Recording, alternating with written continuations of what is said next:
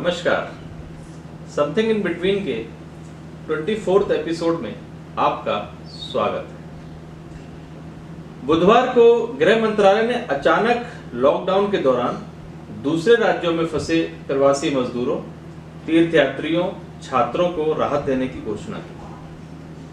आपदा प्रबंधन कानून के तहत नई गाइडलाइन जारी कर राज्यों को एक दूसरे की सहमति सहित कुछ शर्तों के साथ दूसरे राज्यों में फंसे अपने नागरिकों को लाने की इजाजत दे दी। गृह मंत्रालय की यह गाइडलाइन कोरोना से जंग के मोर्चे पर हुई चूक दर चूक की एक और मिसाल है।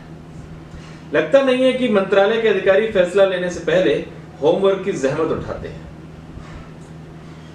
सबसे पहला सवाल तो यह है कि लॉकडाउन के 5 हफ्ते बाद अचानक गृह मंत्रालय को क्यों ये इल्हाम हुआ कि विभिन्न राज्यों में फंसे लोगों को आवाजाही में छूट मिलनी चाहिए।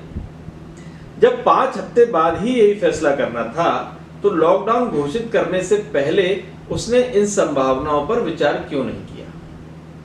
ये विचार तभी क्यों आया जब हजारों मजदूर सैकड़ों किलोमीटर चलकर भूखे प्यासे अपने गांव पहुंचे। इनमें से कई महिलाओं ने अपनी दूध मुही बच्चियों के साथ अमानवीय दंश झेला है। इस क्रम में घर पहुंचते पहुंचते कई प्रवासी मजदूर काल की गाल में भी समा गए। फिर अहम सवाल लोगों को लाने ले जाने के लिए महज बस की अनुमति देने का प्रावधान है। क्या गृह मंत्रालय को विभिन्न राज्यों में फंसे लोगों की संख्या का अनुमान नहीं है?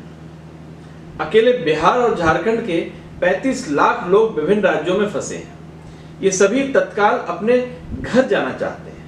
इसका अंदाजा इसी से लगाया जा सकता है कि नई गाइडलाइन जारी होते ही महज कुछ घंटों में अकेले बिहार के 18 लाख प्रवासियों ने घर जाने का आवेदन किया। क्या इतनी बड़ी संख्या में लोगों को महज बस के सहारे उनके गंतव्यों तक पहुंचाया जा सकता है? क्या बिहार और झारखंड जैसे राज्यों के पास इतना संसाधन है कि वह इतनी बड़ी संख्या में लगातार अपने नागरिकों को वापस बुलाने के लिए बसें भेजते रहे? बस का बेहतर विकल्प ट्रेन हो सकती थी, या इसके लिए बस और ट्रेन दोनों ही विकल्पों का साथ साथ इस्तेमाल किया जा सकता था। ट्रेन इसलिए कि इसमें बस की तुलना में कई गुना अधिक लोग कम समय में अपने गंतव्यों तक पहुंच सकते हैं। वैसे भी लॉकडाउन के दौरान रेल यातायात ठप है। ऐसे में रेलवे के डिब्बे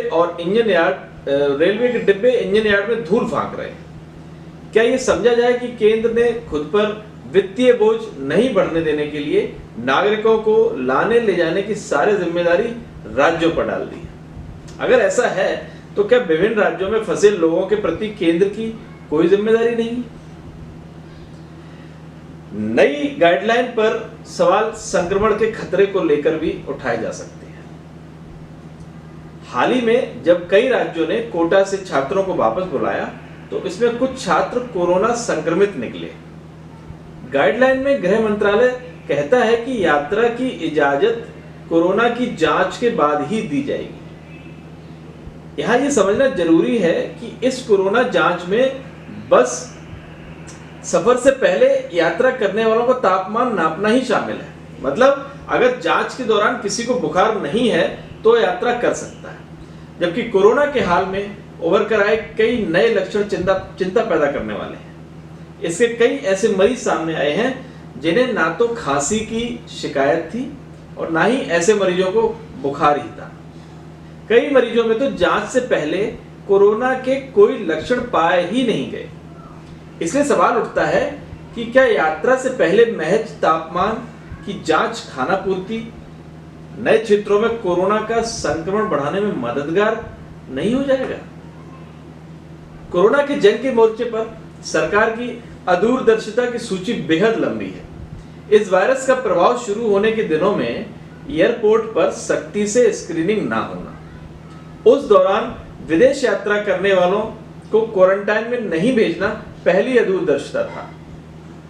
इसके बाद कोरोना के खतरनाक संकेत उभरने के दौरान अमेरिकी राष्ट्रपति डोनाल्ड ट्रंप की भारत यात्रा में अहमदाबाद में भारी भीड़ जुटाना, समय रहते बड़ी संख्या में कोरोना संक्रमण की जांच न करना और आखिर में जांच के लिए आयात किए जाने वाले पीपीई किट के लिए कोई ठोस योजना नहीं बनाना, जैसे कई चूक सरकार की तैयारियों पर सवाल उठाती।